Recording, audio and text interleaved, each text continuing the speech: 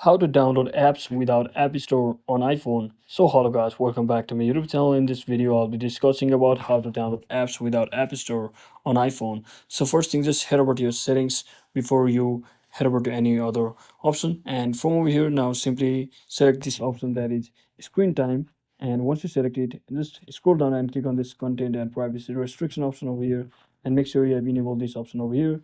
And once you're inside here, just tap on this iTunes and App Store purchases and make sure you have selected on this installing apps to allow, and if it's on don't allow you can simply choose it to or change it to allow option over here and simply come back once you do all of that.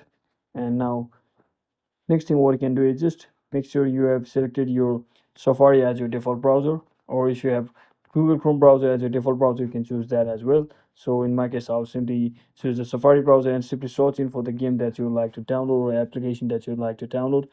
So once you're inside, you can see there's an install button over here. You can simply tap on this to successfully download and install the application by simply tapping on this get button over here. Or you can also use a third-party website which can download the same application, which I will obviously not recommend because it might contain viruses. So that's it for today guys. Thanks for watching. Don't forget to like and subscribe to the channel. See you on the next one.